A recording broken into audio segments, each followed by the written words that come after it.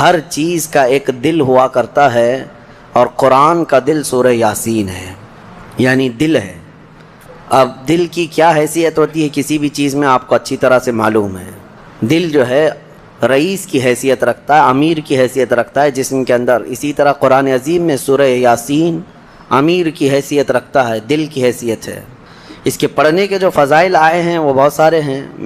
مرقات المفاتیح شرح مشکات میں یہ روایت ہے، فرمایا حضرت انس رضی اللہ تعالیٰ عنہ سے روایت ہے کہ رسول کریم صلی اللہ تعالیٰ علیہ وسلم نے ارشاد فرمایا ہر چیز کا ایک دل ہوتا ہے اور قرآن کا دل سورہ یاسین ہے۔ اور حضرت عطا بن ابی رباح رضی اللہ تعالیٰ عنہ ایک مشہور جلیل القدر تابعی ہیں، وہ فرماتے ہیں کہ رسول کریم صلی اللہ تعالیٰ علیہ وسلم سے ہم تک یہ خبر پہنچی ہے کہ جس نے سورہ یاسین ایک بار پڑھا اسے 10 بار پورا قرآن ختم کرنے کا ثواب دیا جاتا ہے، یاسین پاک کے سلسلے میں فرمایا گیا۔ اور اس کے علاوہ حضرت معقل بن یسار رضی اللہ تعالیٰ عنہ یہ بھی روایت کرتے ہیں کہ نبی پاک صلی اللہ تعالیٰ علیہ وسلم نے ارشاد فرمایا کہ جس نے صرف اللہ کی رضا کے لیے سورہ یاسین شریف پڑھی اللہ تعالیٰ اس کے شروع کے گناہ صغیرہ اور کبیرہ معاف فرما دیتا ہے۔ صرف اللہ کی رضا کے لیے سورہ یاسین پڑھیں۔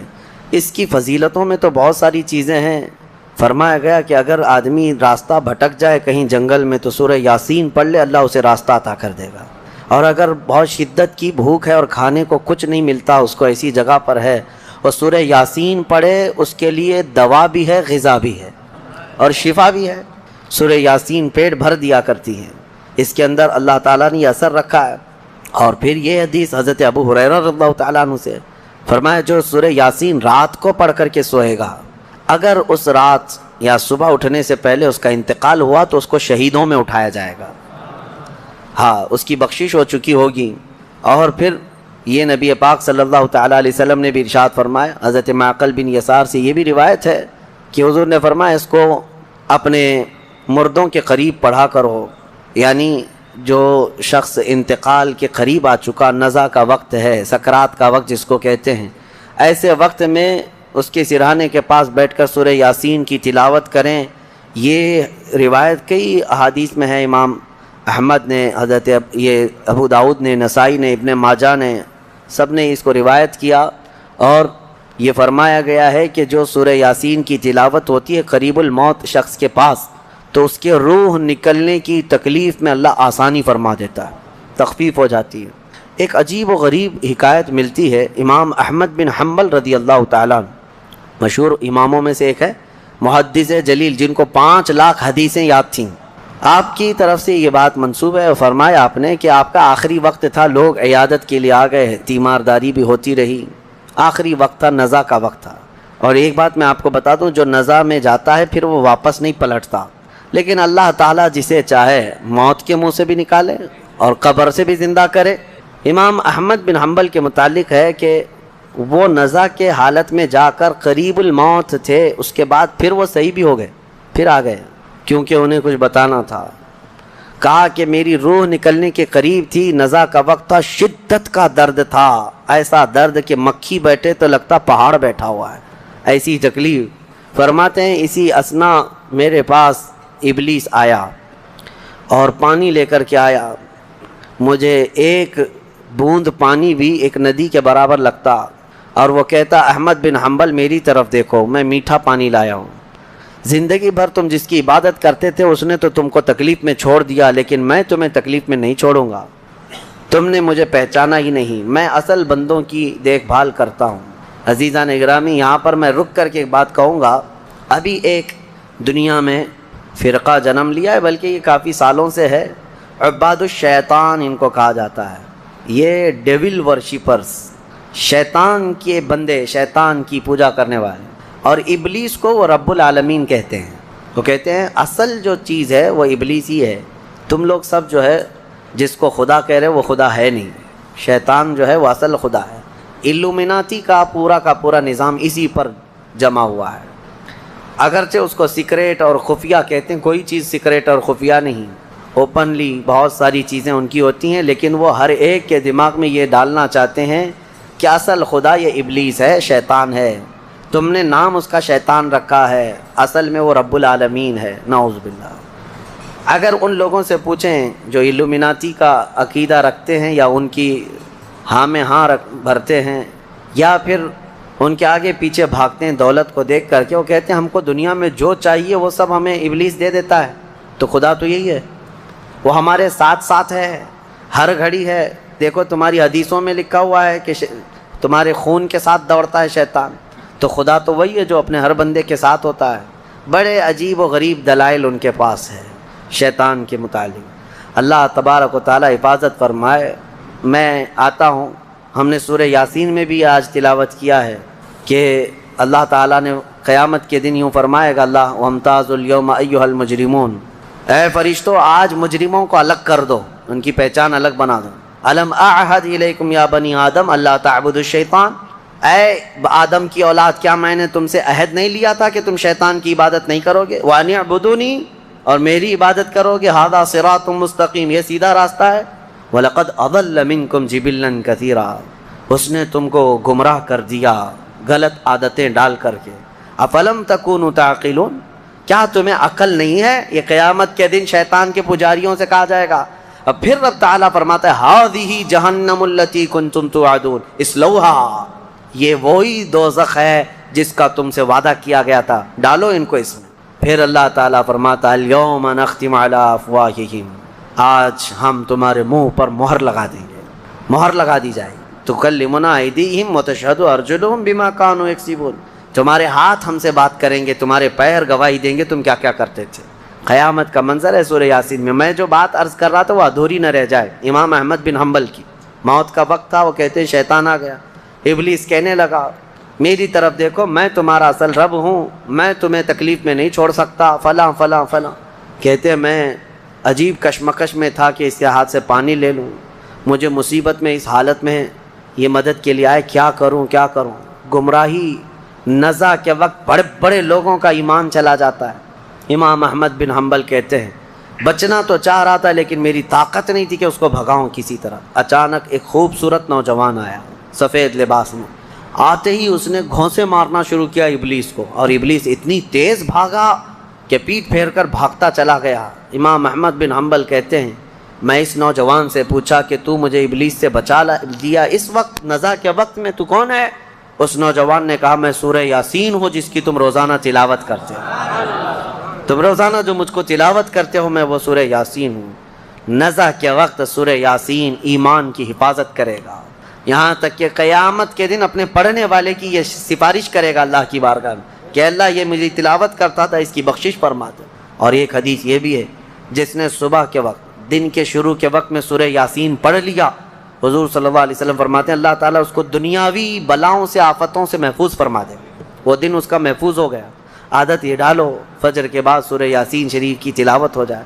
سورہ یاسین میں بہت اہم پیغامات ہیں، اللہ کریم نے نظام کائنات اس میں بیان کیا ہے، انبیاء کرام کے معاملات بیان کیے، اور اس کے بعد یہ قیامت کا منظر بھی اللہ نے فرمایا، جنتیوں کا بھی حال، دوزخیوں کا حال بھی بیان کیا، اور روئے زمین کو خالی کر دیا گیا انسان کے۔ اور آج الحمدللہ آپ صحیح سلامت جی رہے ہیں اس روئے زمین پر کہ جنات کو پہلے سے ہٹایا گیا، پھر بھی کچھ لوگوں میں آ جاتے ہیں جنات، کچھ کے تو ریئل ہوتے ہیں اور کچھ کے ناٹک ہوتے ہیں۔ جنات کا آنا جانا ہے لیکن ان کو اتنے اختیارات نہیں ہیں جتنے آپ کو یہاں پر دیے گئے۔ قرآن میں اللہ نے آپ سے کہا کہ تم اشرف المخلوقات ہو، وَلَقَدْ كَرَّمْنَا بَنِي آدم، اللہ فرماتے ہم نے آدم کی اولاد کو تاج کرامت عطا کی، عزت عطا کی۔ وَحَمَلْنَاهُمْ فِي الْبَرِّ وَالْبَحْرِ، ہم نے خشکیوں میں اور تریوں میں اس کو طاقت دی ہے۔ وَفَضَّلْنَاهُمْ عَلَى كَثِيرٍ مِّمَّنْ خَلَقْنَا تَفْضِيلًا، اللہ فرماتا ہے ہم نے جتنی مخلوق بنائی ان میں سب سے اس کو افضل بنایا۔ لَقَدْ خَلَقْنَا الْإِنسَانَ فِي أَحْسَنِ تَقْوِيمٍ، ہم نے انسان کو سب سے اچھی صورت میں بنایا۔ اللہ کی یہ پسندیدہ مخلوق، اللہ کی چنندہ مخلوق انسان ہے۔ رہی بات جنات کی تو انہوں نے سرکشی کی، نافرمانیاں کی، لیکن ان میں بھی بہت سارے فرما بردار ہوئے۔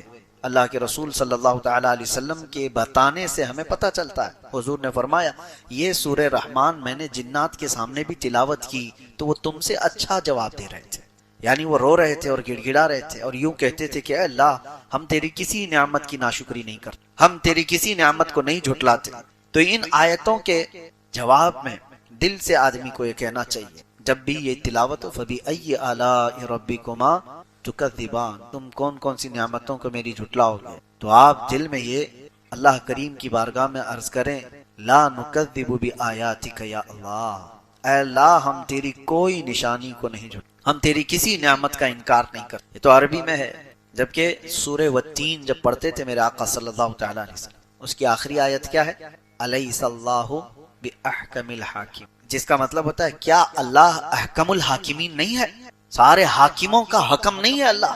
آیت یہاں پر ختم ہو گئی، سورہ بھی ختم ہو گئی، لیکن روایات یہ ملتی ہیں کہ اس کے جواب میں میرے آقا فرماتے ہیں بلا وانت احکم، کیوں نہیں مولا تو ہی احکم الحاکمین۔ تو قرآن پڑھنے کے بعد معنی اگر آپ کو سمجھ میں آئے تو ان آیتوں کے بعد آپ کے دل کا یہ اظہار ہو، تبھی تو آپ کی رغبت ہوگی قرآن کی، ورنہ تو کھجاتے ہوئے تلاوت سنتے رہے تو کیا خبر قاری کیا پڑھ کے چلا گیا۔ تو سورہ رحمان میں اللہ تبارک و تعالیٰ نے شروعات کہاں سے فرمائی؟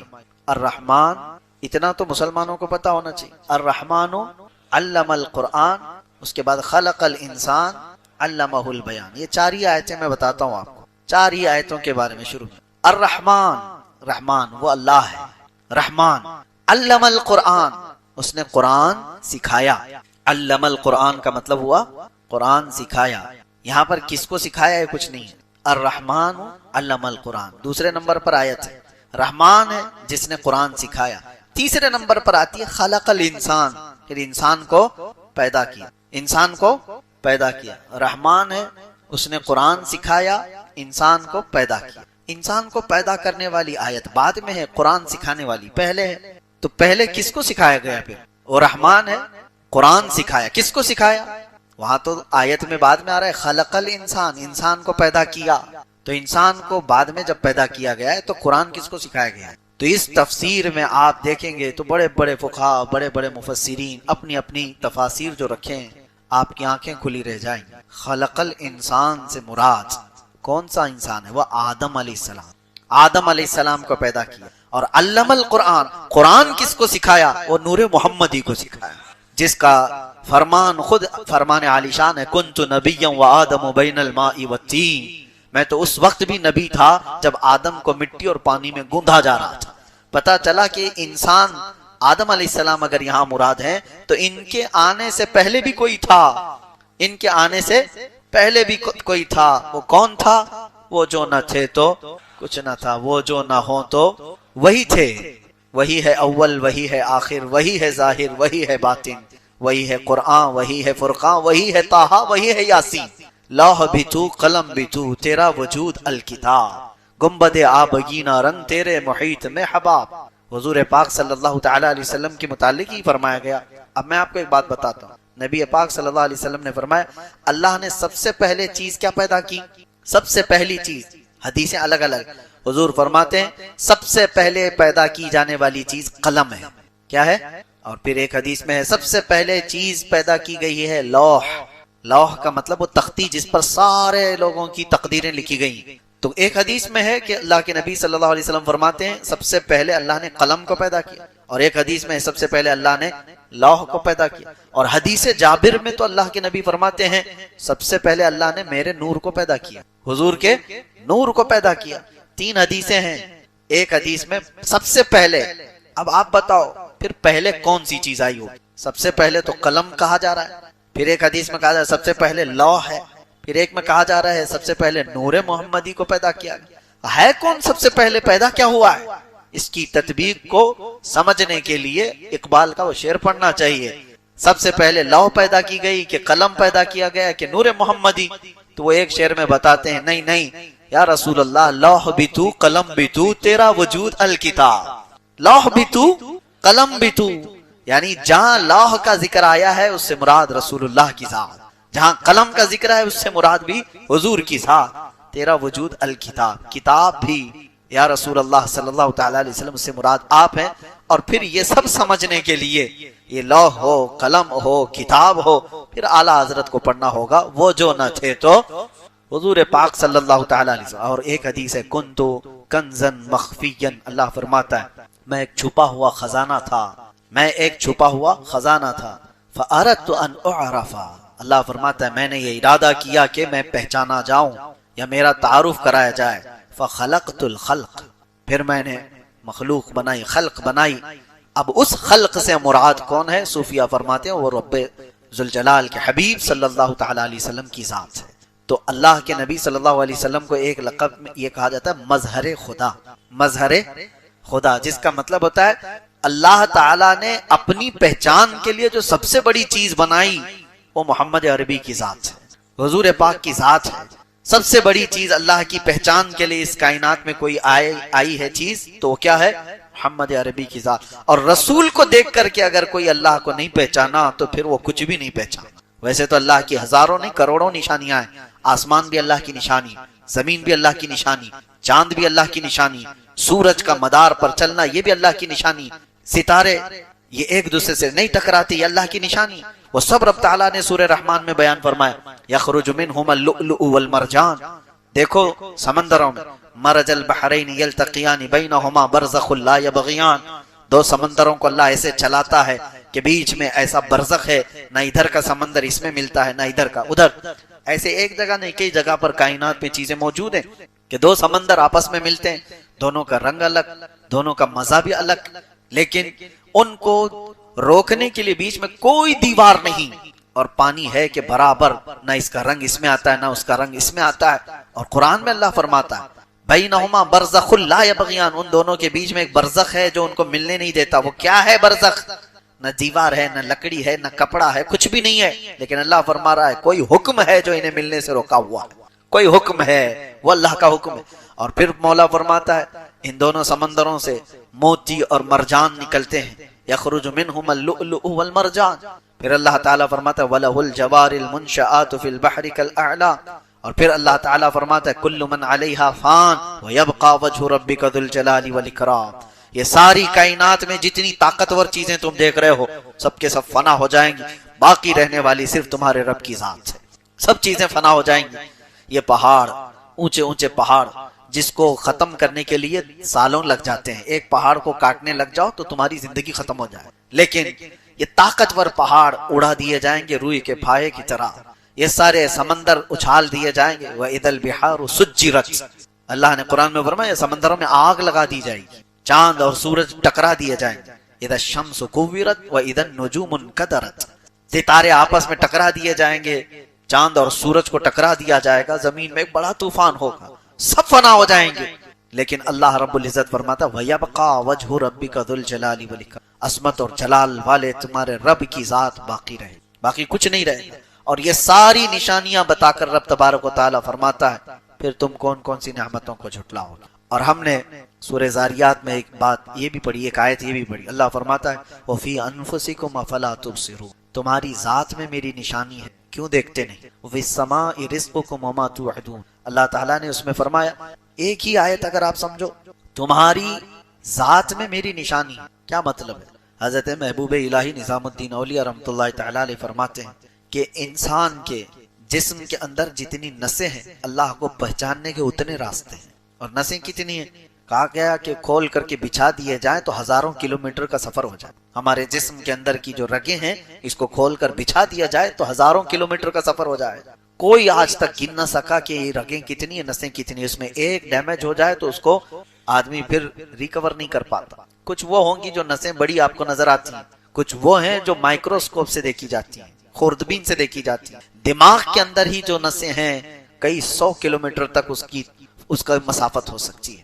اور حضرت امام اعظم ابو حنیفہ رحمۃ اللہ تعالیٰ علیہ فرماتے ہیں من عرف نفسہ فقد عرف رب، جس نے اپنے آپ کو پہچان لیا وہ اپنے رب کو پہچان لیا۔ کبھی آپ دیکھو کون ہے جو میری پوری زندگی کا نظام سنبھالا ہوا ہے، کون ہے مجھے زمین پر صرف 2 ٹانگوں پر کھڑا رکھتا ہے، گرنے نہیں دیتا۔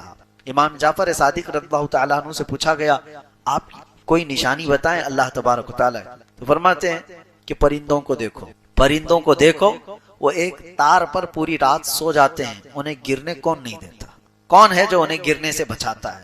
حقیقت ہے کبھی آپ نے سوچا اس طرح؟ نہ وہ جھولے کھاتے ہیں نہ ان کو، حالانکہ وہ گہری نیند میں سو جاتے ہیں، پتلی پتلی 2 ٹانگوں سے ایک تار پر بیٹھ کر۔ کیا انسان اس طرح تار پر بیٹھ سکتا ہے؟ ان کا کام تم نہیں کر سکتے، تمہارا کام وہ نہیں کر سکتے۔ امام جعفر صادق فرماتے ان پرندوں کو دیکھو کون ہے جو انہیں ان پتلی تاروں پر بٹھاتا ہے اور گرنے سے محفوظ رکھتا ہے۔ وہ اللہ ہے. ما یمسکہن الا اللہ، قرآن میں خود اللہ فرماتا ہے اولم یروا الی الطیر فوقہم صافات ویقبضن ما یمسکہن الا الرحمن، کیا تم پرندوں کو نہیں دیکھتے جو آسمانوں پر اڑتے ہیں اور ان کو گرنے سے بچائے رکھتا ہے؟ کون ہے؟ الا الرحمن، سوائے رحمان کے کوئی نہیں. تو یہ ساری نشانیاں کائنات میں موجود ہیں.